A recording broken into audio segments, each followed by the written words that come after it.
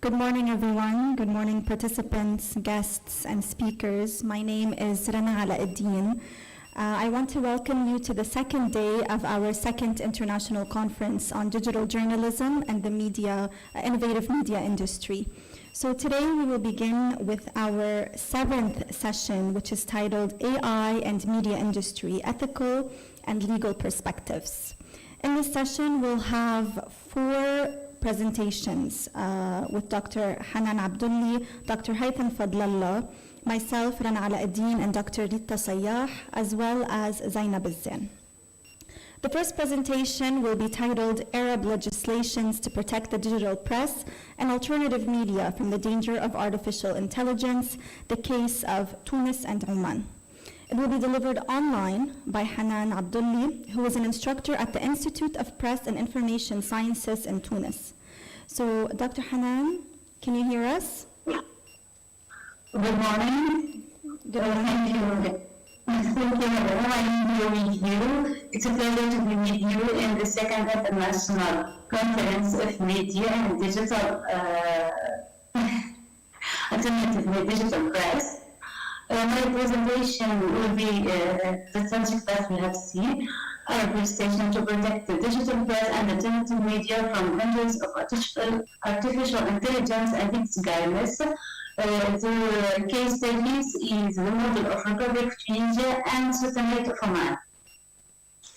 The first, the huge and the big news that we live together now in the Arab world is the war in Gaza. It's the first and the most subject to know what about the dangers of artificial intelligence and what we must see, do, and what we must think about our world to protect the millennium of society, but the right to protect our opinion, our press, our media. In my topic, I would like to discuss about the new generation of the media in North, the digital press, or the alternative media in the the most really is how to publish, how to be a journalist now in the... Dr. Hanan, yes. Can you just please present your screen, your PowerPoint? I'm so sorry, I haven't prepared a PowerPoint because No problem, okay. Okay, thank you. Okay, the main goal of the artificial intelligence in the social media appeared recently as part of a blockade imposed by a global media platform on all those who declare their support for Palestine in the case of Israeli war crime. The owner made the imposed temporary measures to reduce potentially unwelcome or undesirable comments on posts related to the conflict between Israel and Palestine. This comes after the US or we that and America forced Twitter, YouTube, TikTok, Instagram to delete video depicting war crimes committed in Gaza. The integration of the relation between us, the integration of artificial intelligence into new media comes with both opportunities and challenges. While artificial intelligence can enhance content creation, personalization, and user experience, it also poses certain dangers. Here are some potential risks associated with the use of artificial intelligence in the new media. Using content and algorithms. All systems learn from exciting data, and if the training data contains these, the artificial intelligence can perpetuate and amplify this. This can result in biased content recommendations, reinforcing stereotypes and limited diversity of perspective. Also, fake news and disinformation. Artificial intelligence can be used to generate converting deepfake content making it challenging to distinguish between authentic and manipulated media. This can contribute to the spread of fake news, misinformation, and disinformation, potentially undermining trust in media sources. Of course, others, privacy concerns, job displacement, ethics issues in content creations. All those dangers is mentioned in different legal systems and in different laws. Here we can speak about two laws. The first about the publishing in Tunisia on the internet, it's press, digital press, and of course in Tunisia in Oman. The second is about the privacy of the privacy of personal data. It's so subject and relationship.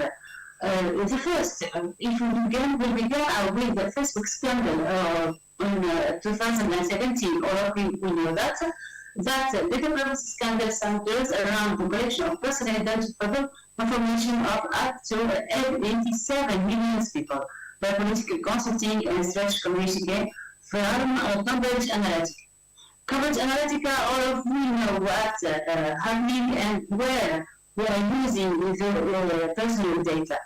This personal data we're using by Cambridge and all of we know these are first. Now, when we see for Europe and the European United, what have done? They have done legal text is GDPR. Perhaps someone say what relationship between our subject and the GDPR? No, it's a very relationship between together. Why? Because we can ask in our words and in our countries exactly, have we the same rights protected by those rules? Indonesia has rules or texts, if we can say. This legislation since 2004. That Tunisia had gotten a National Data Protection Authority. This text, Law 63 of 2004, this text that Tunisia of Africa and Arab Data Protection Authorities presents from 2019. Here I will speak about this text and this legislation that Tunisia has choice to put this National Data Protection Authority. This authority held the first council in April 2009 and put Tunisia to ratify Convention 108 of the Council of Europe, of which it becomes a member in 2017 and 2019 to sign its additional protocol and the MIDIL Convention of the African Union of 2014. I remember all the time that our topic is in relationship with how the states done to protect the personal data to help to protect the digital press, because digital press is dispatching information now in a day on social media.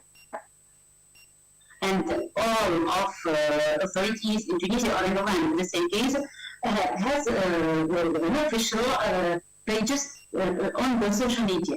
And if we see the numbers of users of social media to have the information, it's a huge number.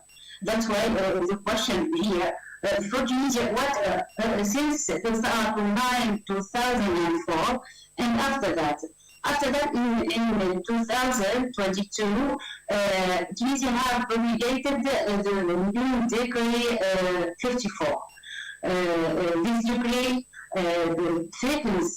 strictness, unfortunately, some rights of freedom of expression and privacy in media in one point. Another point, we say, no, we are protecting the data.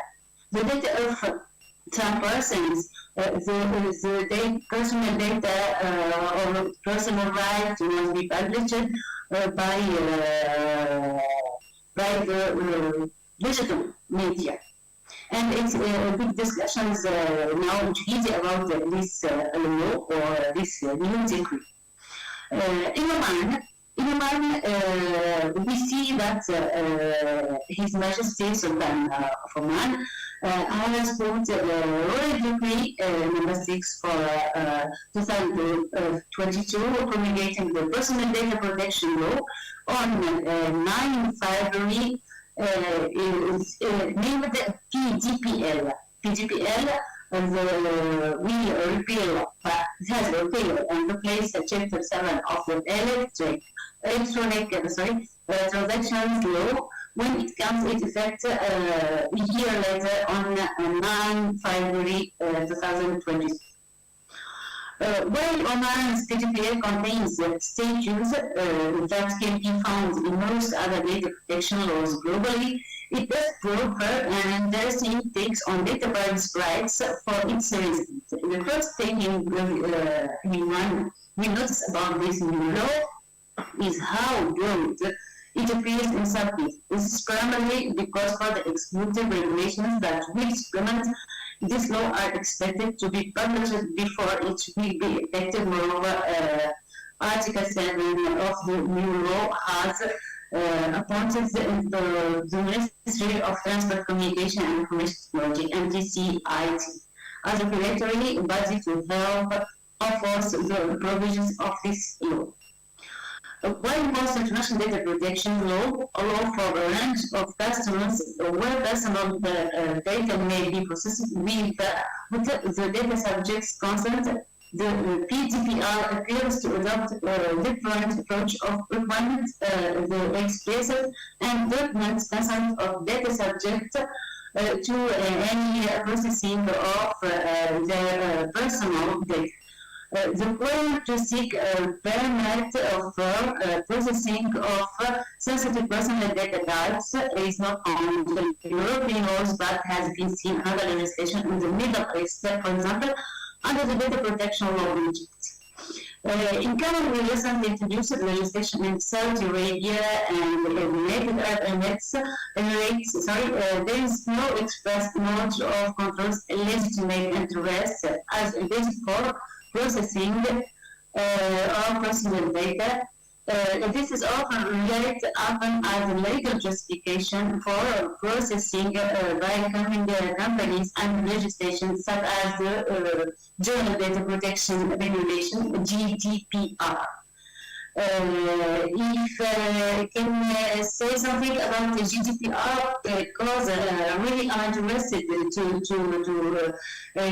the question that word in our states, in our legislations, what we need to put the GDPR. Perhaps someone say what's the relationship about the media and the GDPR. It's a huge and it's so important relationship because if we see that the Europe is denying its firm stance on data privacy and security at a time when more people are entrusting their personal data with the cloud service and which are a daily occurrence, the regulation itself is large, far-reaching, and fairly relies on specifics making GDPR compliance duty prospects, particularly for small and medium-sized enterprises. That's for the legislations about in Tunisia and Oman, Tunisia and Oman. And what we need in our countries to protect. Perhaps someone say, or we can speak about the freedom of media or the huge dangers who face the new generation of media. but the really, in my opinion, the really danger is how we manipulate the artificial intelligence also to threat the freedom of media. That's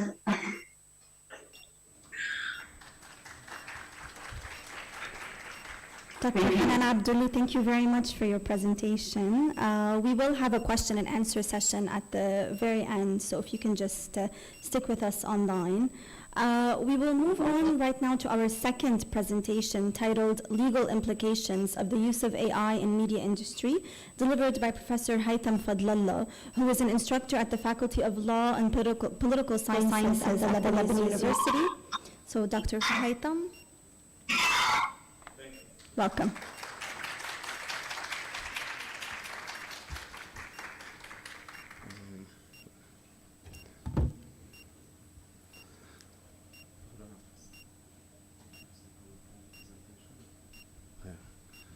Can I minimize the screen or not?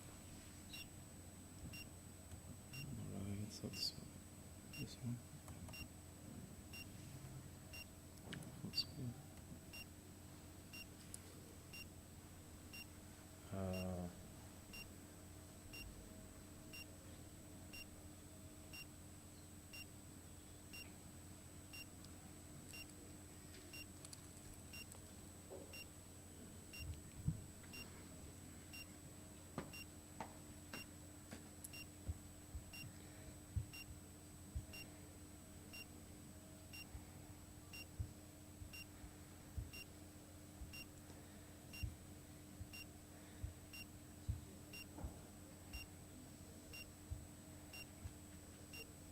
Okay, perfect.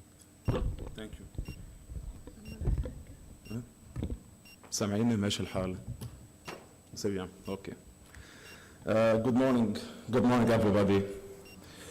Good morning, esteemed members of the Faculty of Mass Communication and Fine Arts at Ma'arif University and fellow researchers. It is my great pleasure to be here today to present my research on legal implications of the use of AI in media industry. And I will try to present my presentation in simple legal terms. Thank you for your attention, and I hope you will find my presentation informative. So, okay, it's stuck. Just I want to go through the slides. It doesn't work.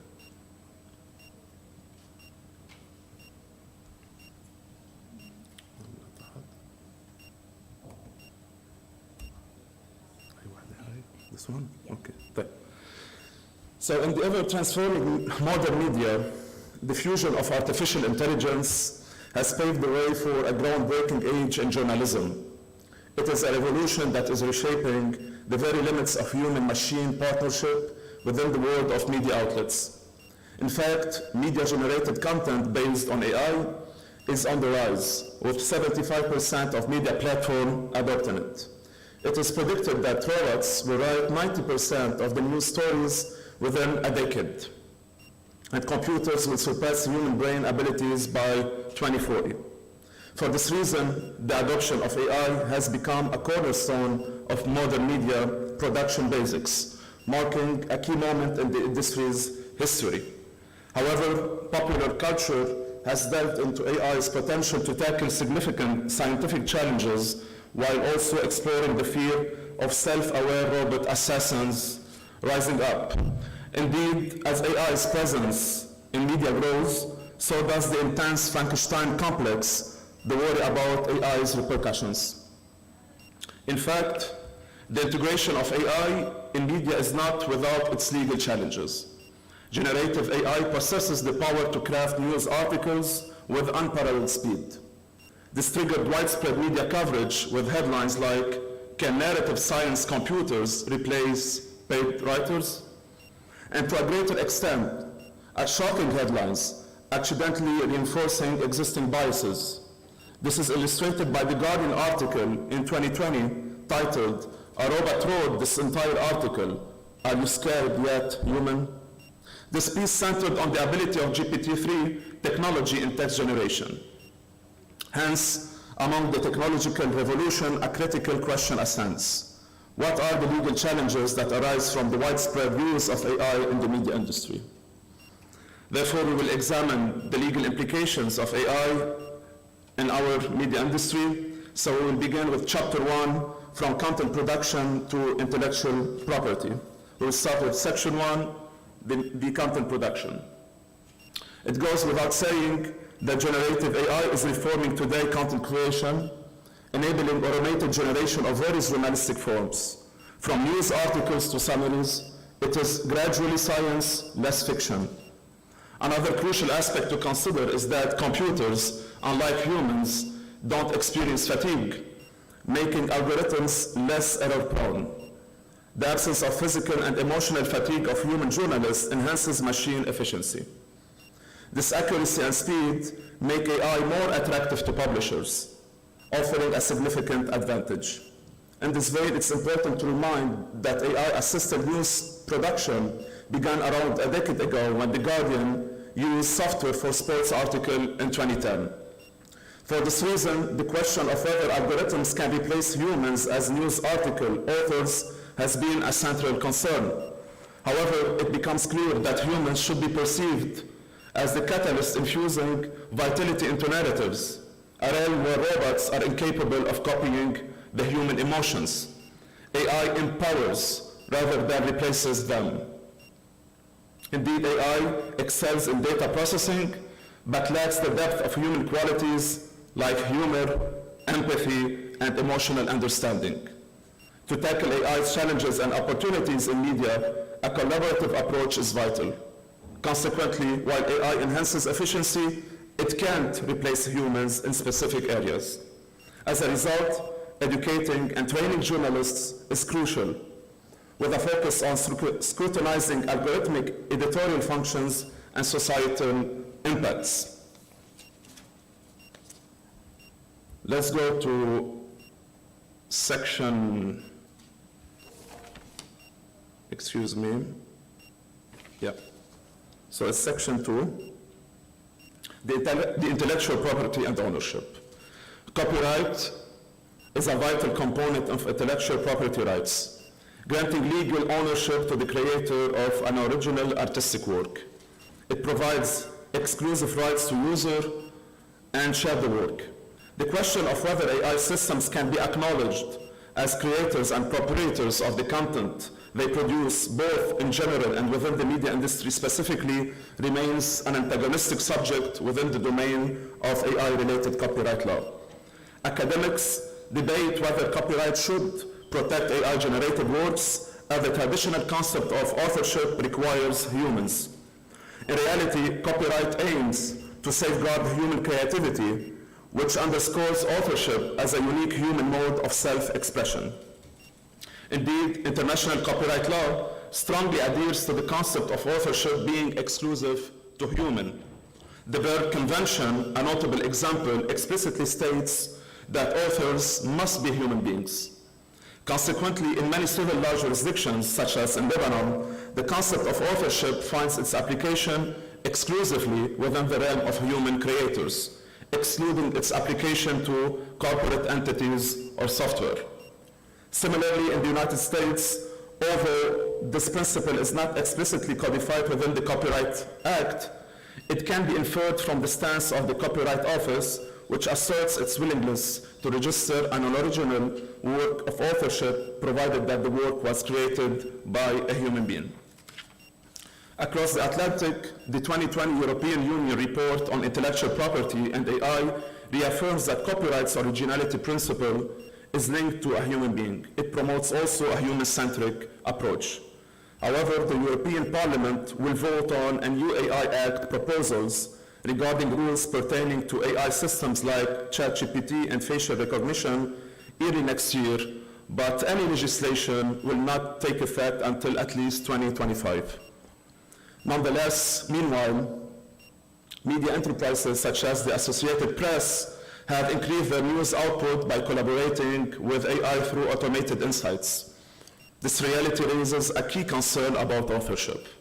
Should AI be considered an author, or is it simply a creative tool akin to advanced word processing software? In the light of this, there arises an imperative need for legal reform to acknowledge the evolution brought forth by AI and to cast aside the bygones of these previous eras. On this front line, it's worth noting that Chinese judicial authorities have made significant steps in protecting intellectual property rights related to AI-generated content. A Chinese district court set a precedent by affirming the copyright status of a news article created by Dreamwriter, an AI automaton producing around 300,000 news articles annually. As technology transforms copyright law, advocates for copyright protection of AI-generated content demand that the definition of authorship must adapt, paving the way for AI to be acknowledged as legitimate authors. From a legal standpoint, this starts by assessing whether AI meets the criteria to be recognized as an author. A compelling argument in favor of extending protection to AI lies in the proposition that AI systems possess creative potential, stemming from their rule-free behavior. The foundation of the theory relies on the premise that AI creativity involves the capacity to engender the unforeseen, transcending conventional routines in contrast to the predictable actions of certain machines. Based on this, some scholars suggest redefining authorship to include both human and non-human authors as a means to encourage AI development. So let's go now to slide number 8, to move to chapter 2, privacy and liability in AI-generated content, and we'll start with section 1, privacy and data protection. Privacy is a complex term with diverse meanings depending on context and society. Today, it includes protecting personal information and securing communications such as emails, phones, and more.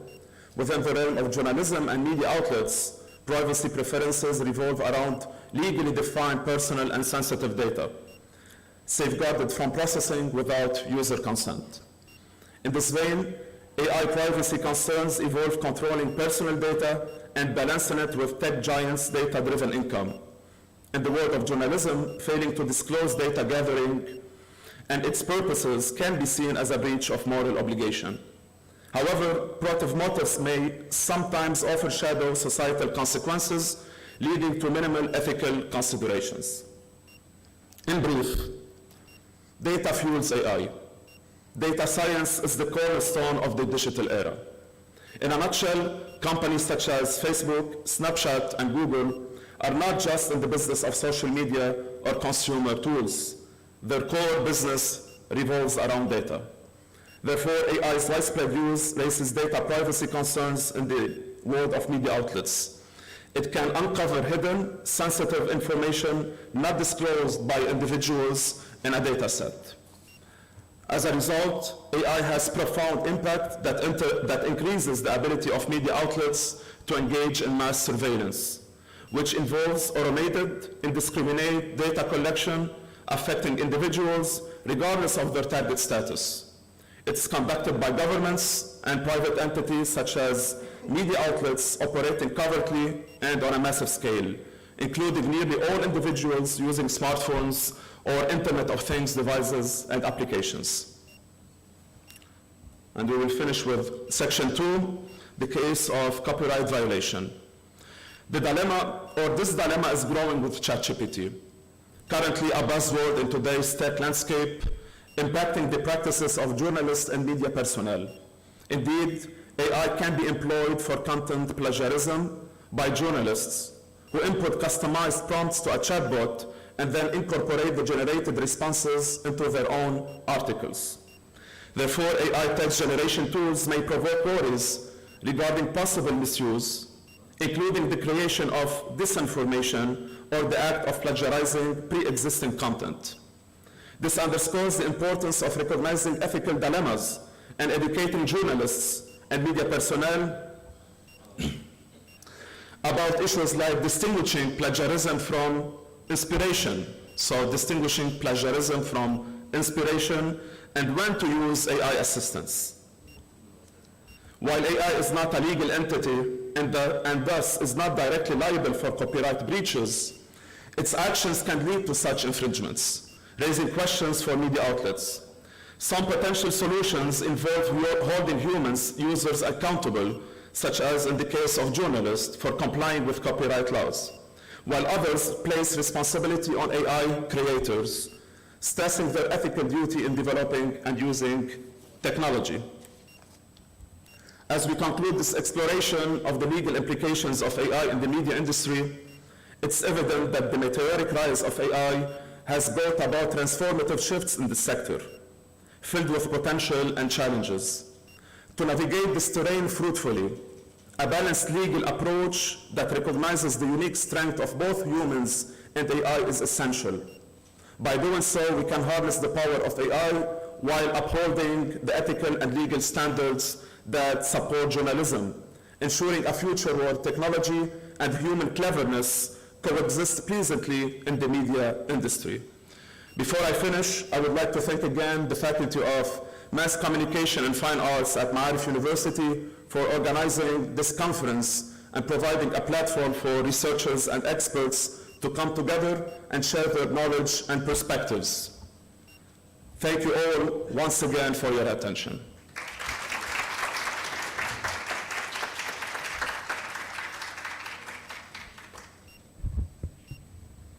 Thank you, Dr. Haytham, for your insightful presentation on the legal implications of AI. We're going to move forward now to our third presentation, which will be titled Artificial Intelligence, Plagiarism and Ethics, How Are Multimedia Journalism Programs in Lebanon Adapting? It will be delivered by Dr. Rita Sayyah, who is a university professor in communication and multimedia journalism, as well as advertising at Notre Dame University, Al-Wayzeh, as well as myself, Rana Alauddin, a full-time instructor at the Faculty of Mass Communication and Fine Arts at Ma'arif University.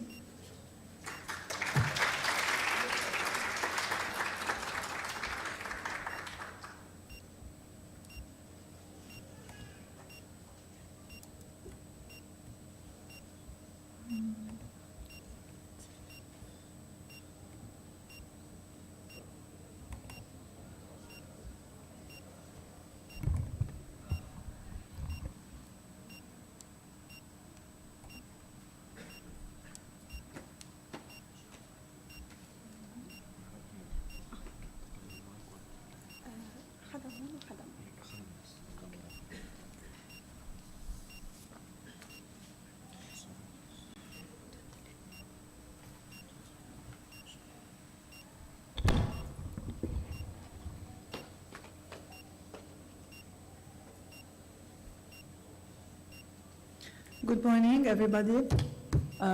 It's a pleasure to be here today. I would like to thank first Al-Ma'arif University for organizing such a beautiful and well-organized conference about a topic or a theme that is really important nowadays, especially when we talk about the world of media studies, multimedia journalism in general. So our topic is about artificial intelligence, plagiarism, and ethics. How are multimedia journalism programs adapting? It was a pleasure to co-author this paper along with Dr. Rana Alauddin.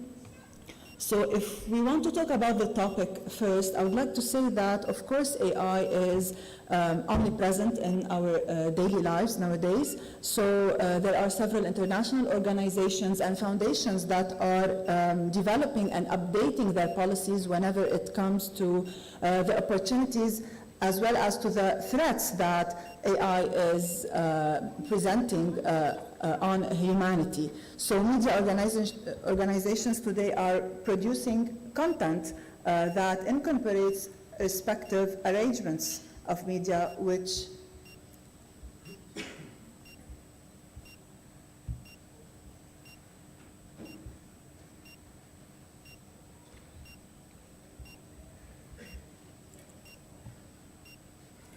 actually constitute what we call today the multimedia journalism.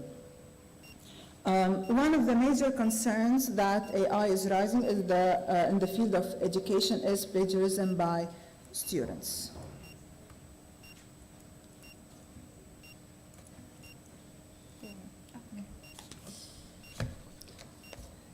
So organizations and individuals have a duty today to actually take into consideration the ethical dimensions of how and why they are using AI. So something that we are calling for and our literature review showed was that students today, as well as their instructors, are in deep need of digital literacy, which we will be talking about a little bit later on.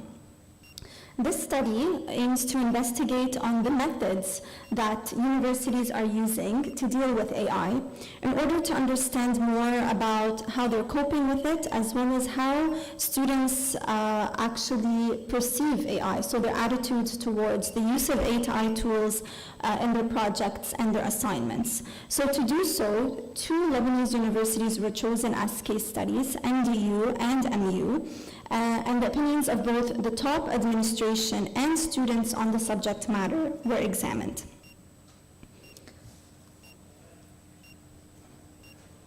So if we want to talk a bit about a general idea about AI, we can say that the latest developments in AI can be programmed to act as a human mind, which is really the threat that we're talking about nowadays. UNESCO, for example, asserts that in no other field is the ethical compass more relevant than in artificial intelligence. Without the ethical guardrails, it risks reproducing real-world biases and discrimination, fueling divisions and threatening fundamental human rights and freedoms. If we want to talk about plagiarism is as old as writing itself. So it involves, like we all know, theft, literary theft, stealing, copying, and pasting from different sources without mentioning or giving credits to the authors. And in our higher education, plagiarism is even more dangerous than in other fields because the students tend to copy and paste sometimes because it's maybe a fast way to do homeworks, to do assignments. It's really, internet is really tempting. And this is very challenging to convince the younger generations that the learning process requires more than just high-speed connections and a good search engine. One side of a debate, so actually here there's a debate regarding plagiarism. So when it comes to if artificial intelligence and the use of artificial intelligence tool is considered plagiarism, there's actually different perceptions. So there is one side of the debate that says AI-generated content actually cannot be classified as plagiarism. First of all, because there is a lack of intent, and second of all, because there is really no direct copying from human-created content. Because technically speaking, AI content is the result of a combination of algorithms, which means that there is really no sole owner to the content on artificial intelligence tools. On the other hand of the debate, although AI does work with algorithms, such concepts at the end of the day have been developed based on human content. So there is someone behind the screen working to put these algorithms together in order for this tool to actually generate content. Other than that, if someone presents AI content as their own without actually admitting that they admitted of the tool that they actually used, this can result in content that is authentic, and so it can raise questions related to integrity. So because this debate is present, we found it necessary to see what universities classify as plagiarism.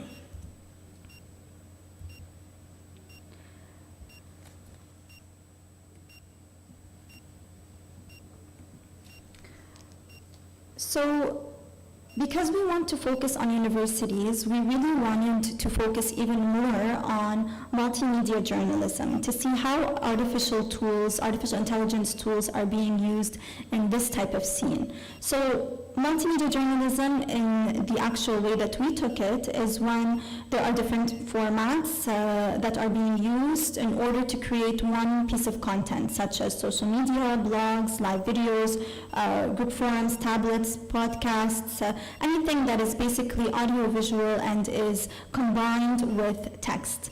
Nowadays, artificial intelligence can be considered one of the newest forms of communication technologies, and it is reinventing communication. So, for example, today,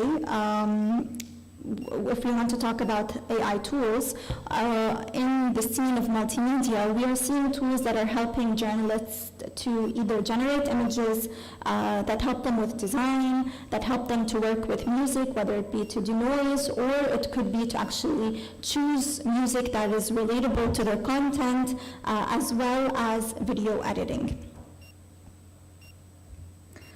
Now, in terms of the multimedia journalism scene in Lebanon and in the Lebanese market, it is still a little bit limited just because of the poor infrastructure in the country. But with that being said, universities are starting to upgrade their programs, moving towards a more contemporary form of journalism. Just kind of after a quick inspection of the universities in Lebanon, we found that every journalism program does have at least one course titled multimedia journalism, or another additional phrase such as electronic journalism. For example, at NDU, the degree name is Journalism in Electronic Media, whereas at Al-Ma'arif University, it's Journalism and Digital Media. When it comes to media ethics is basically the behavior of a media personnel, ensuring values like trustworthiness, respect, responsibility, fairness, and truth. And definitely ethics education is very important, and studies have shown that it improves students' ethical awareness and moral reasoning. In Lebanon, media ethics education is extremely imperative, because we have a media landscape that is owned and managed and financed by local or regional powers. So it does make the discussion on media ethics a little bit complex. In fact, over 78% of the country's local media outlets are being politically affiliated. With that being said, again, after a close inspection, every journalism program in the country does have a media ethics course that is given to students. The last thing that we want to talk about in this kind of literature review is digital literacy. So if you want to define digital literacy, it's the ability to access, manage, recognize, incorporate, communicate, evaluate, and create information safely and appropriately through digital technologies. So it's kind of like merging between traditional media literacy, but as well, we are merging it with information communication. AI literacy is also meant to help students become more aware of what is considered plagiarism and to understand both the challenges and the benefits of using AI tools to assist in completing their tasks. With that being said, now we can present our research questions, because artificial intelligence is a prime file in today's digital world, and because of this, there's actually a lot of questions that have been raised regarding its ethical considerations and its involvement in media education specifically. So the two research questions that we presented is, how are universities with multimedia journalism courses dealing with AI in the classroom? And the second research question is, what are the attitudes of multimedia journalism students towards the use of AI tools in their projects and assignments? So as said before, two universities in Lebanon were used as case studies. The first one is Al-Ma'arif University, and the second one is Notre Dame University, Louaisi. Both are Lebanese private universities that offer multimedia journalism or electronic journalism programs. Both universities have policies and regulations, actually, that include zero tolerance towards academic dishonesty and plagiarism. In order to tackle the issue of AI and plagiarism and ethics in the context of universities and higher education in Lebanon, we used, for the sake of the study, two research methodologies. So the first one was in-depth interviews, and the second one was focus groups. For the in-depth interview, we actually chose to do this because interviews present data that are deeper, or like that we can tackle as researchers in a deeper way than like regular surveys, for example, or questionnaires. Whereas focus groups The discussions in a focus group usually include closed and open-ended questions, so they are used to allow the collection of both standardized and unforeseen or follow-up responses, which is very beneficial for our to try to answer our research questions. So the first in-depth interview was conducted by Dr. Rana with Dr. Hatem Zain, Assistant Dean of the Faculty of Mass Communication and Fine Arts and the Chairperson of the Journalism and Digital Media Department at Al-Ma'arif University, whereas I conducted the second interview with Dr. Maria Bouzed, who is the Dean of Faculty of Humanities, and she's also the former chairperson of the Media Studies Department, and she's actually the current chair of the AI Ad Hoc Committee at the university. The professors were mainly asked a total of 6 questions in an effort to better understand their new coping techniques and mechanisms and belief systems towards AI technology in education.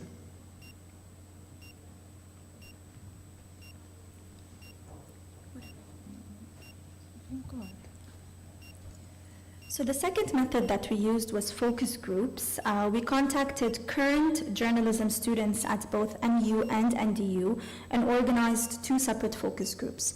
The focus group at Al-Ma'arif University took place on its Beirut campus and consisted of 9 students, all majoring in the journalism and digital media program, and are all currently taking multimedia journalism. The second focus group at NDU took place at its Souk Musbah campus and consisted of 10 students, all also majoring in the journalism and electronic media program. So both focus groups lasted for 75 minutes and included asking 10 questions to determine student awareness and their outlooks on AI. In order to actually come up with results, we took a look at all of the answers that we received from both our in-depth interviews as well as our focus groups, and we extracted themes based on these answers.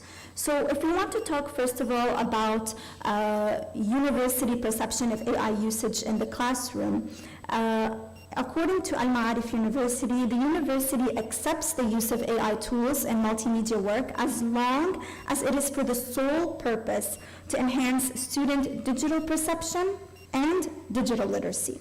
Students are prohibited from using AI to purely produce their assignments without any individual effort to showcase their skills and their knowledge. With regards to how students are actually using AI in their multimedia assignments, Ma'arif University says that there are 2 types of students. There are students that are still a little bit oblivious to artificial intelligence, and others that have a deep understanding of the method. In terms of the most common AI tools, students seem to appear to use ChatGPT tools to help them with text-generated content, and then tools that also generate photos and videos. As for NDU, the extent to which students are allowed to use AI while preparing or writing their stories or their projects depends on the nature of the requested deliverable from them. So the university basically will not set limits to the AI usage, but will test the skills and the knowledge that should be learned and or used from a deliverable. In addition to that, students are still using AI in a amateurish way, if you want, since they still do not have enough experience in that regard, but the majority admitted that they are still restricting the usage of AI to ChatGPT 3.5. The second theme that we were able to extract following our in-depth interviews was adapting to AI in the classroom. So according to Al-Ma'arif University, first of all, the university does regularly monitor new technology to adapt its policies, but there are no protocols or laws neither at the university or the judicial level where cheating under the framework of AI specifically have been assigned or clarified.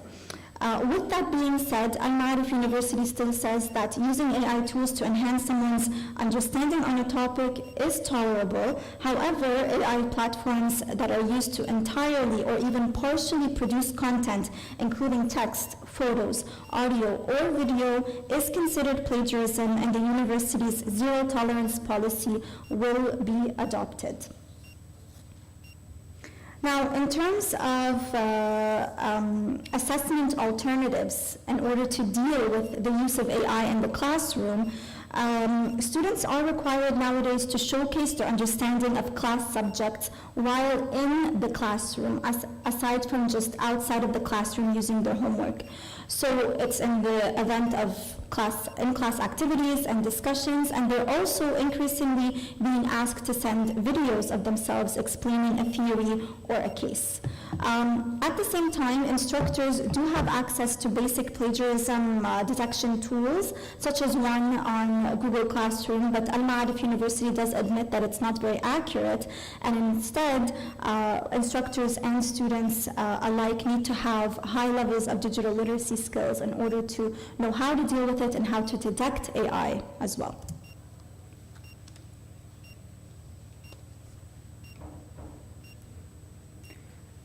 For NDU, according to the dean at NDU, one cannot talk about regulations when dealing with the issue of AI. Instead, we can talk about policies that can be adopted. Plagiarism or academic integrity policies should be changed to adapt to the current technological progress. A paper or an assignment breaches the plagiarism policies when students are fully using the data, the ideas, or suggesting generated by AI without being critical or analytical and without adding any human touch to it. And he is now working on getting the updated edition of Blackboard as of spring 2024 semester, which will further help instructors to detect AI-generated content. Experienced instructors should be able to detect, even if they are not using any technology, they should be able to detect whether a student is using AI or not. And of course, in-person exams, presentations in the classroom at NDU are very important alternatives for instructors to assess students' performance and to compare between what the student, this specific student is doing while preparing projects, for example, versus what he or she is doing while sitting for an exam or presenting in the class.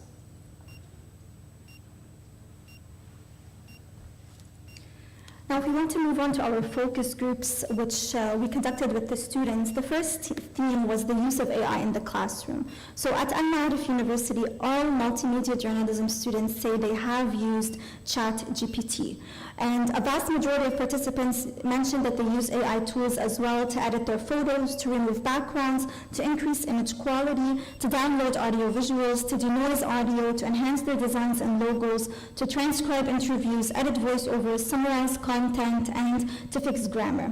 Only one student mentioned using a tool titled Undetectable AI, which is designed to detect AI written text and in turn humanize the content. As for reasons why students actually use AI, all participants in the focus group mentioned speed and ease as their top factors. AI students also mention, all students, also mentioned that AI platforms can be helpful research tools to generate facts and ideas for their projects, and there was one student that said she used AI for entertainment. Also, students at NDU use ChatGPT to get ideas for their stories or or to write like essays or outlines or to prepare presentations. One of the students said he uses Google Bard, which is an AI chatbot that can respond to questions, that can prepare PowerPoint presentations, summarize the text, etc. AI generates data quickly, so it saves time and effort, and that's why students like to use it. One student said that even if she already has a preliminary ideas for her story, she would check ChatGPT because she feels safer doing it and more confident and comfortable about the thoughts she would like to include in her report.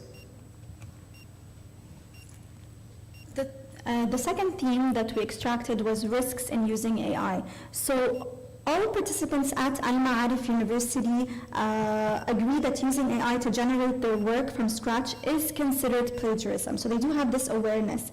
And this usage could include copying and pasting text or even producing videos or photos that are not individually owned or previously created from the student. All participants say the only safe way to use AI tools is for brainstorming or enriching their audio visuals.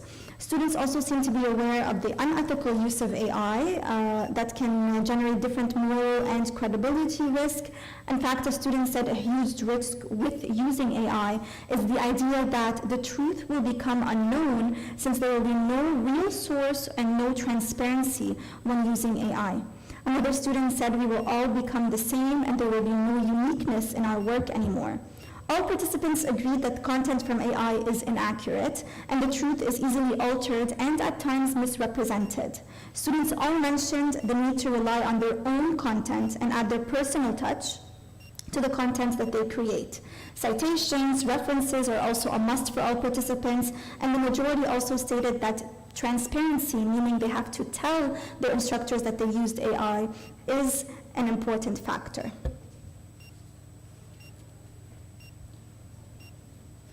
Students at NTU believe that plagiarism occurs whenever authors or researchers are copying others' idea without giving them credit. Participants highlighted the ethical concerns while using AI. One of the students said, I might get low grades if I use AI than other students who counted on themselves, which I think is unfair. Another participant added that I will be lying to myself if I use AI to produce my reports or my whatever deliverable, because I'm majoring in journalism because I like it, because I have writing skills, because I like to investigate about topics. So what's the point behind using AI if I'm just not gonna be using my skills actually, because this is a major I like. This is what she said. The final theme was students' attitudes towards AI. So at Al Ma'arif University, participants mentioned AI tools might only help them in expressing their thoughts or ideas or enhancing their audio visuals. It might also help in grammar, spelling, and sentence structure. However, all students agreed that they cannot fully rely on AI when completing their projects and assignments, indicating that they have major trust issues. All students cite the number one advantage to using AI is saving time, especially when with its ability to reply to prompts and rapid speed. But the majority of students also mentioned disadvantages, which included that it has made users become more dependent, limiting the ability of people to exercise their minds and in turn making them more lazy and idle. As for NDU students, AI does not improve the quality of students' story, as they said. AI generates less quality results that are sometimes dry, that have no human touch, as one student stated. So through AI, the process is fast, the English is better, not the Arabic. The range of provided synonyms is rich, for example. However, the results are not timely, not recent, not updated, not always trustworthy, sometimes biased, and not always credible. So relying on AI will make us lose our writing skills, as one of the students said. Yeah. So here we're going to talk a bit about quickly about the discussion part. So in regards to research question number one, both journalism programs at both universities are aware of the opportunities and the threats that such tools present. We are still, everybody's still exploring, testing AI systems. So according to both universities, students are still amateurs and often oblivious when using AI to prepare or write their assignments. MU and NDU agree on the fact that if a deliverable does not include any human touch, the work is copied and pasted and no references are given, so it is considered plagiarized. In other words, if AI is working to produce like content, so students are using it to produce the content, this is not accepted. Universities will then implement their code of conduct and academic integrity policies. MU and EDU fully embrace the usage of AI. They welcome it, whether it will be at the hands of instructors or students, so as long as it's within their ethical standards.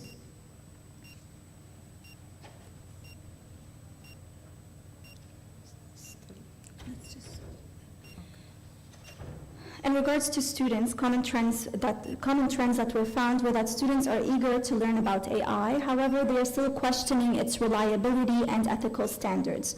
All students that participated in the study stated that at one point they have used ChatGPT, but admitted it was primarily for consultation purposes.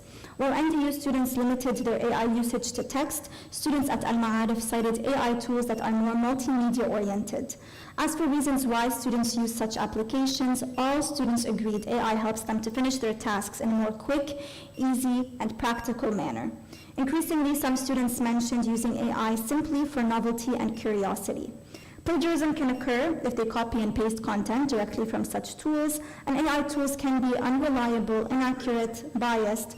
Students at MU cited privacy concerns, especially when inserting their audiovisual content to the tools. An interesting point to mention is that some students perceive the dependency on AI to risk their overall objective and purpose in journalism. Students do not believe AI can drastically help increase the quality of their assignments, but rather give them a push to enhance their work. AI can give results that are rather outdated with no credibility and can lead to a loss of human touch, creativity, emotion, and individual writing skills.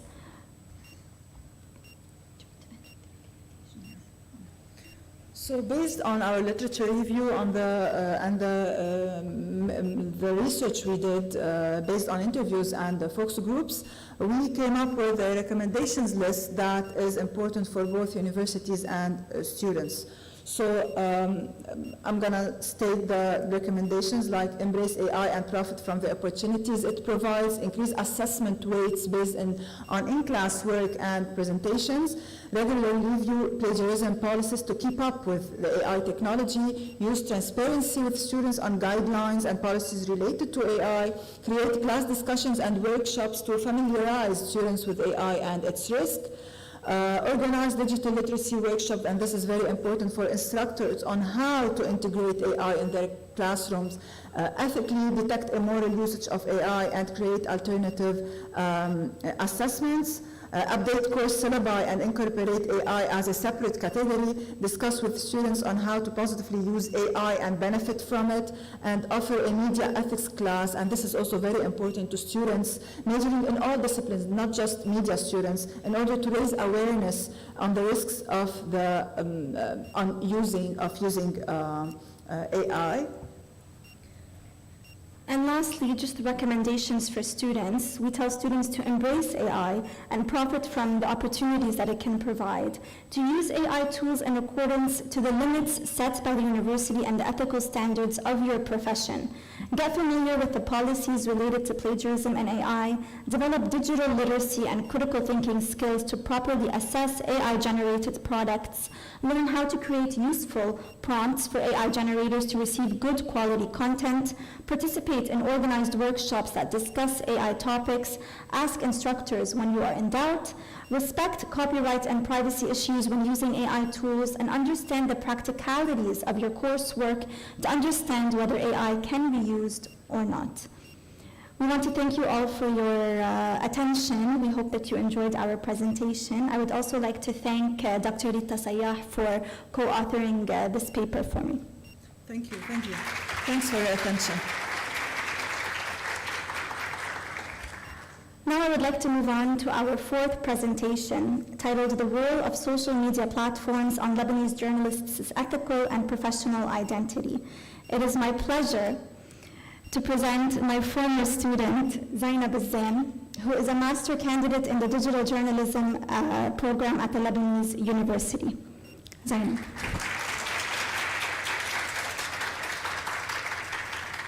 Thank you.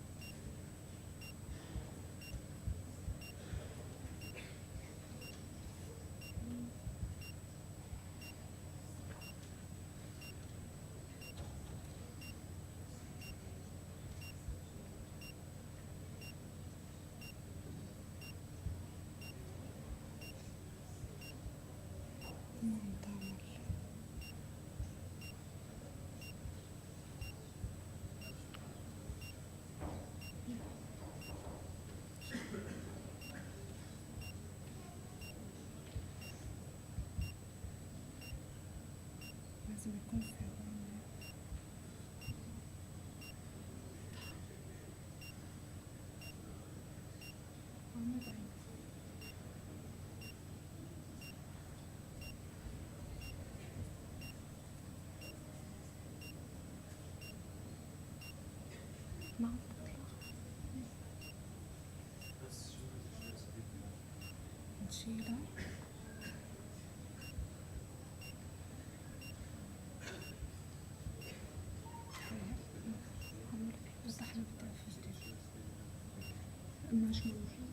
لا ماشي خلاص ما دخل مش موجود الهودي مش موجود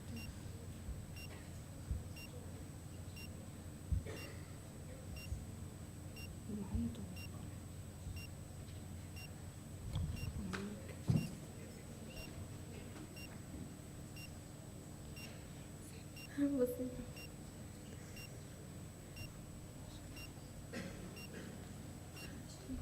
ما عم تطلع البرزنتيشن هدول واقفة شوي صرت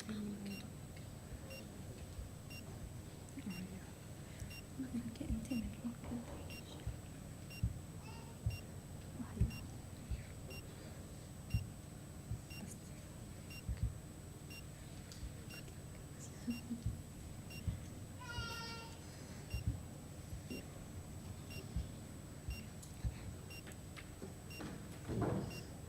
اوكي ماشي الحال هيا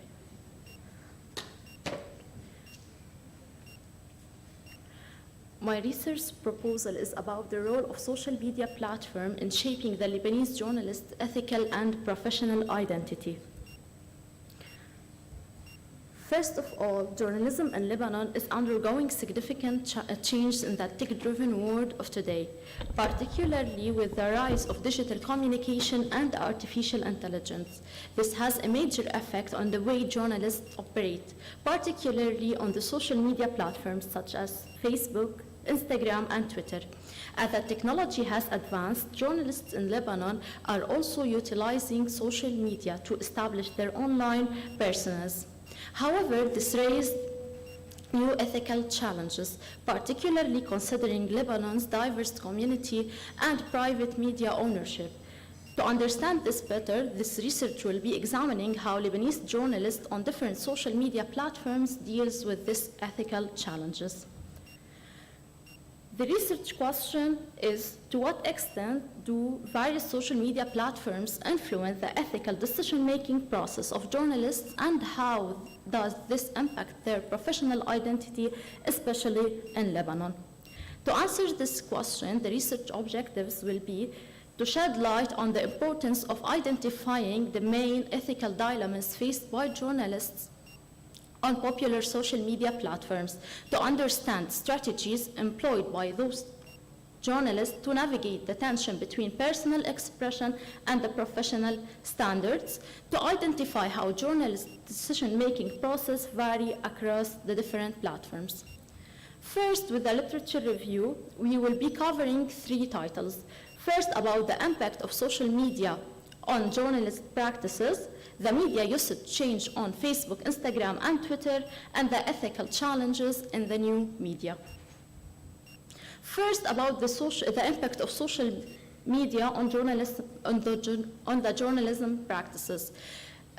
We will be covering only 2 of the points. First, the professional identity and the image building. Platforms such as Facebook, Instagram, and Twitter serve as a tool for journalists to showcase different aspects of their work and personality, which contributes to improving their professional image. Second, the influence on their decision-making. Since social media platforms influence editorial decision, these platforms play a role in shaping news coverage, journalists need to balance the demands of social media, maintaining journalistic integrity and serving the public interests. As for the media usage change on Facebook, Instagram, and Twitter, Facebook is characterized with an adaptable platform for different multimedia and with a visual focus, this helping the journalists to share different types of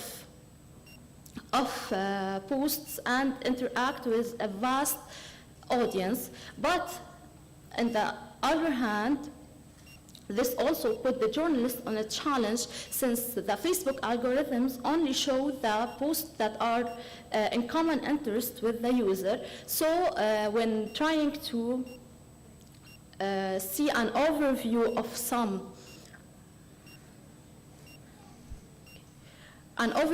some point of views of challenges, this will show only the point of view of his interest.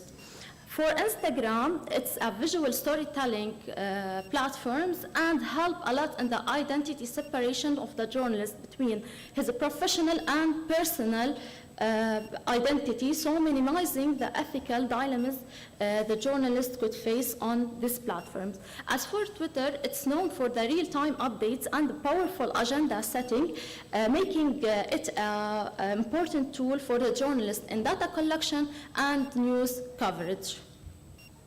As for the common ethical challenges, we have two main common ethical challenges when using social media. We are talking here about the privacy concerns and the professional branding. Across all platforms, journalists face ethical challenges related to privacy concerns, especially in the context of real-time reporting and sharing personal opinions. About the professional branding, since the role of social media in professional branding poses challenges in maintaining the balance between personal expression and the professional standards with considering for ethical norms. The methodology of the research will be qualitative research method as a strategy, a case study design, and the data collection will be interviews and in-depth analysis, since we are talking about Lebanese journalists and want to analyze their act on different social media platforms in order to answer our question. The expected findings will be that the journalist in Lebanon has a platform-specific ethical challenges and adaptive ethical decision-making and professional branding and identity dynamics, and they use professional branding and identity act balanced. Okay. Thank you so much.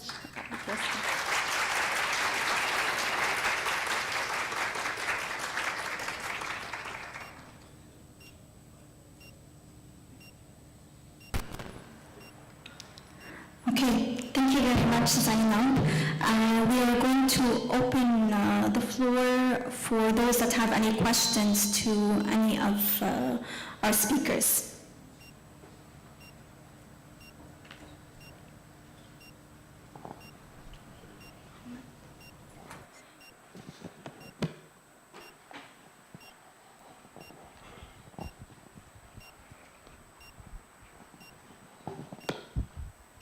صباح الخير. دكتور رنا، كرمال القضية قلتوها، نحن شفنا قد ايه اثر الاي اي على الستودنت وقد ايه هن عم يستخدموه، قد ايه كمان عم يلاقوه ايزي ويستفيدوا منه. انا كحدا عم يبحث كثير بال فتش كثير على سورسز ليفيدوني بالاعلام، اكتشفت انه هي اسهل طريقه لحتى نحن نوصل لاي معلومه لانه نحن بنوجهه كيف بدنا نبحث. بس كستودنت عم بسألك كيف نحن بعدين بنقدر نتميز بالبروجكتس او الريسيرش اللي بنعملهم تيبين الطالب اكثر كرييتيف من غيره، طالما الاي اي عم يعطي كثير نتائج متشابهه وعم كل الطلبه عم تقدر تستخدمه وتوصل لريزلتس حلوه وقويه، فكيف الطالب بيقدر يتميز بهذا الشيء؟ شكرا لك.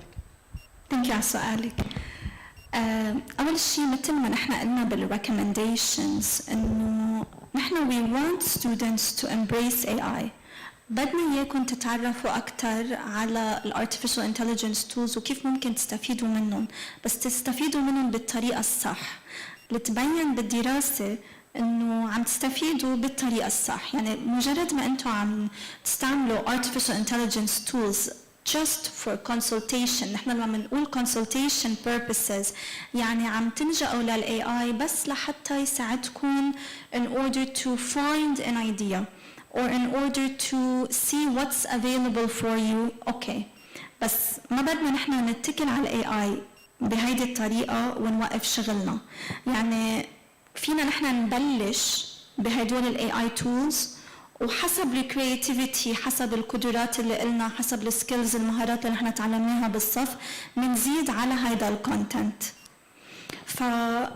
يعني artificial intelligence generated content without any human touch أكيد مثل ما قالوا الطلاب بالدراسة كلنا رح نكون عم نقدم نفس الكونتنت، غير إنه بيصير في مشاكل بالcredibility، بيصير في مشاكل إنه it's not accurate, it's biased. أكثر الأوقات بالأخص chat GPT عم يعطينا content منه دقيق، فنحن ما فينا نتكل عليه هون. حتى إذا أنا I want to add my human touch, I have to verify the facts, I have to verify the information قبل ما كفي. هلا الطلاب اللي كانوا عم يستخدموا ال AI tools for multimedia purposes، يعني مثلا لهالتولز يساعدوهم بالفوتوز او الفيديوز اللي لهم، قدروا يتكلوا اكثر شوي، لانه الفوتوز والفيديوز اللي هن عم يستعملوها لهم بالاساس، بس عم بيزبطوها عم بيطوروها بهدول التولز. سو هيك فيك يمكن تتكلي، ما تخافي من البرايفسي، ما تخافي من البايست، بس بنفس الوقت انا ما فيني اتكل على الاي اي حتى بالاوديو فيجوالز ليحسن ماي فوتوز وفيديوز بلا ما انا اكون عم حط البصمه اللي إلي. والا يعني نحن بنعرف بالاعلام انه الهويه هي اهم شيء، كل واحد منا يتميز بشيء معين، ان كان سبيشالتي بتوبيك او ان كان اذا عم نحكي ديجيتال ديزاين او فيجوال ارتس يكون بيتميز بهيدي البصمه اللي له، هيدا اللي بنجح الطالب والخريج. فاذا نحن بدنا نتكل على الاي اي ليخلص الشغل اكيد ما رح نتميز. يعني دايما you need to think outside of the box، دايما بدكم انتو يعني فيكم تطلعوا على الاي اي if you want for inspiration، بس اكيد مش اكتر من هيك. يعني your creativity needs to be put in place من بعدها. Thank you دكتور. Any other questions؟ مرحبا. هون. بس سؤالي لإلك، كيف فيني أسأله بالإنجليش هالسؤال؟ أكيد. Okay. As a student, how can we improve collaboration between AI systems and humans to raise the strength of both? Can you repeat the question? Can you just repeat it, please? Okay. As students, how can we improve collaboration between AI systems and humans to raise the strength of both? So, but where's the person that's asking the question? Okay. Okay. So basically, the AI, as we said, is offering human beings like the opportunities to open up their horizons. So we want to benefit from AI. We want to get inspired. We want to maybe save some time in order to plan for our story or our report as journalists or future journalists. The thing is that we need to know how to use it. We need to know where to stop using it. Because if I want to give you like an example that is not related to journalism or to journalists, if an artist is releasing a new song, so without even knowing that this is the person or this is the exact person that is releasing the song, we can know that this is his or her style. This is similar for journalists. So when we read editorials, for example, that are written by specific journalists, sometimes we can tell that this is a particular person that wrote this particular piece. So we want to benefit from AI, but our human touch, our critical eye, the analysis we want to do, this is the human touch that we want to add to it. So once we do that, like we used to do with Google, for example, it's not that smart from us, for example, to go to regular encyclopedias and just see whatever we want to know about. So we directly go to Google because it's faster. So it's the similar thing that is happening with AI. We can consult, as Dr. Rana said, we can see what is there, but we should build on it. And we should not like just stay or just take whatever that is giving us for granted and this is the final product we're gonna publish or post. This way, we will be adapting to AI and at the same time stressing on the positive things that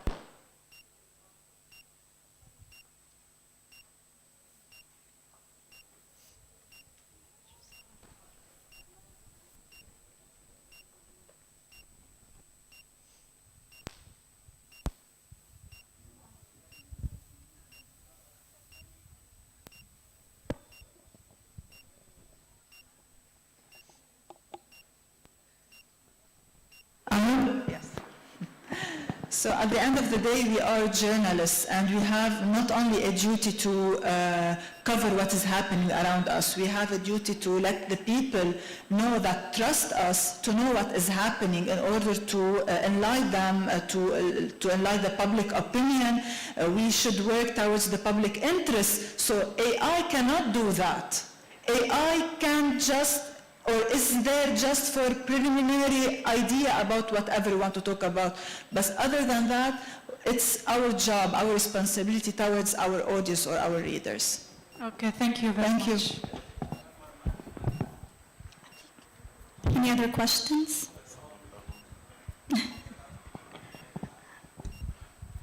I have a question for Dr. Haytham. You teach us that we need to be transparent and accountable in our work.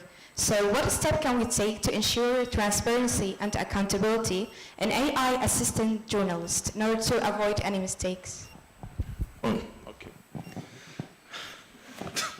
Do you want me to reply in English or in Arabic? As you want.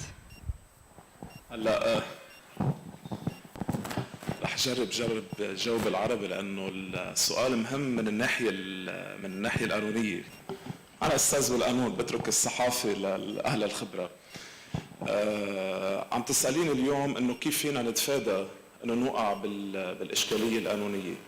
طبعاً كل إنسان عليه موجب، حتى الممتهنين عليهم موجبات في كود أوف إثكس. طبعاً نحن في عنا نصوص قانونية بترعى أعمال الممتهنين. هلا نحن اليوم الصحافي هو ممتهن، فبنهاية المطاف هو ملزم بالموجبات القانونية الملقاة عليه بموجب قانون المطبوعات المرئي والمسموع وإلى آخره. فاليوم السؤال إذا بدي أنا كفي على سؤالك إنه إذا ما التزمنا بهذه الموجبات مين هو المسؤول؟ يعني على مين تلقى المسؤولية ومين بده يتحاكم؟ لأنه عادة نحن هيدي الأمور اللي بنعالجها بالقانون. إذا في حدا كنا عم نحكي عمل بلاجاريزم، اليوم عمل بلاجاريزم، طيب ولقطناه عم يعمل بلاجاريزم، الكونسيكونس شو بده يصير؟ بس خلص بيروح على البيت بنحط له 0 مثلا، أو بيزعل منه رئيس التحرير؟ لا، القصة أكبر من هيك. القصة إنه نحن اليوم لما بدنا نحكي عن مسؤولية يعني عم نرتب على شخص موجب بالتعويض نتيجة الضرر اللي تسببه بالعالم. فرضا انت كتبت اليوم هذا مقال كثير حلو عن حرب غزة، جيت انا من وراكي عن مجزرة غزة، بالاحرى منا حرب هي مجزرة، فجيت انا من وراكي عم بكتب شيء عن مجزرة غزة، لقيت شيء عندك كثير عجبني، قمت اخذته فتت على الشات جي بي تي مثلا، فتت على المايكروسوفت بينج، حطيته مثل ما هو، قلت له اعمل لي بارافريزنج، عمل لي بارافريزنج وانا حطيته بالنص تاعي. ثاني نهار عرضناه بالجريدة، جيت انت قريتي قلت هذا شغلي. اوكي انت عامل شوي بارافريزنج بس بعد الكونسبت السبيريت تاع التكست هو ماخذ من عندي. طيب شو بده يصير بهذه الحالة؟ بهذه الحالة بكل بساطة بدك تدعي. يعني رح تدعي، رح تقدمي دعوة قضائية. طيب لما بدك تقدمي الدعوة القضائية على مين بدك تدعي؟ لأنه أنا عم كفي على سؤالك، على مين بدك تدعي؟ نحن هون دائما بنقول في حالات معينة. يا بدي ادعي على الارتفيشال انتليجنس بحد ذاته، لانه كانت عم يحكوا الدكاتره انه في اثنين ابروتش، انه هل الارتفيشال انتليجنس بحد ذاته بقدر انا ارتب عليه مسؤوليه، هل في عنده انتنت ولا ما عنده؟ لهلا انا ما في ادعي على الارتفيشال انتليجنس لكل بساطه، لانه لادعي على حدا بدي حدا، يعني بدي شخص. بالقانون نحن لليوم ان كان بلبنان بامريكا او باوروبا في عنا نوعين من الاشخاص، الشخص الطبيعي اللي هو الانسان فيك تدعي عليه مباشرة، والأشخاص المعنوية مثل الجمعيات والشركات. لحديت اليوم ولا قانون بالعالم قال أنا بدي أعترف لوجود قانوني اسمه الذكاء الاصطناعي. لما بده يصير عنا هذا الشيء، إذا صار وأعطانا legal personality للartificial intelligence، بدي اسميها فرضا الكترونيك بيرسوناليتي، ساعتها فيك تدعي عليه للذكاء الاصطناعي مباشرة. هلا كيف بخبرك بعدين لانه ما بدي فوت بدرس بالقانون هون، بس ايه فينا نفوت، في نظريات بالقانونية متطورة وعالجت هذا الامر، وكلنا وناطرين ليصدر القانون الفيدرالي بامريكا فيما يتعلق بذلك. لكن اذا انا حطيت اسايد الارتفيشال انتليجنس بيبقى عندي ثلاث امور، يا بدي ادعي على الجورنالست مباشرة، يا بدي ادعي على الجريدة بحد ذاتها، يا يمكن انا في ادعي على رئيس التحرير. في ادعي على ثلاثة على فكرة، وفي ادعاء لهم بنفس الوقت. على الجورنالست بسبب الخطأ الشخصي، كنا عم نحكي عنها يمكن مرة حكينا عنها بالصف. اليوم عندك انت موجب، وهذا موجب قانوني وموجب اخلاقي، لانه اليوم الاستلال هو جريمة بنهاية المطاف، اساءة امانة وسرقة، سواء كان سرقة مادية ولا علمية. فنحن اليوم في عنا موجب على الصحفي، فممكن انا لاحقه بالمسؤولية الشخصية مادة 122 موجبات وعقود.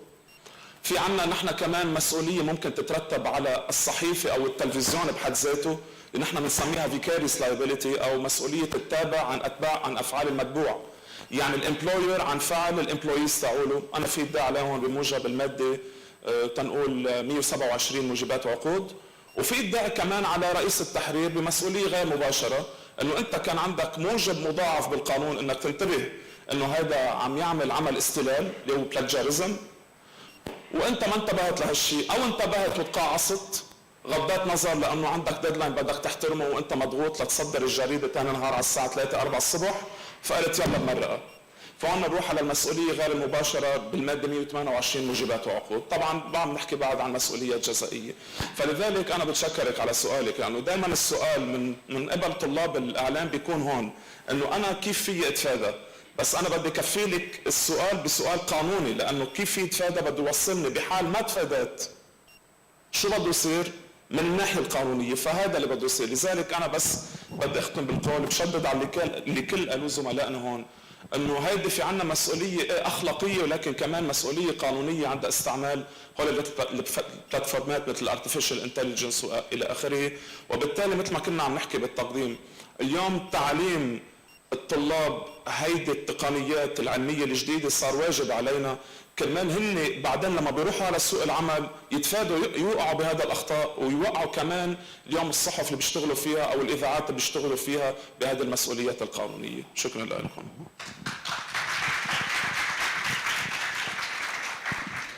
Thank you دكتور هيثم. هلا بس شغله ورح اختم. دكتور علي الطائش ثابت بعت لي صوره that apparently you can quote an AI generated response اليوم. So for example you don't have to include a page or a paragraph number، بس فيكم تحطوا open AI 2023 so يعني in your in text citations. هيدا الشيء يمكن فينا نقول it's ممكن هذا يوصل لحدا بالقانون مثل ما كنت عم تحكي حضرتك. يعني إذا نحن صرنا we are citing this concept لأنه it's not a person، that means إنه يمكن هلا مع الوقت I don't know maybe السنة الجاي نحن هون بهذا المؤتمر يمكن يكون نزل شيء بالقانون in terms of how to actually use AI. I want to thank all of our speakers, Dr. Hanan Abdulli, Dr. Haytham Fadlallah, Dr. Rita Sayyah and Zainab Zain for all of their insightful presentations. I hope that you were all able to benefit from the presentations today. Right now we will be moving on to our 8th session, New Media and Academia.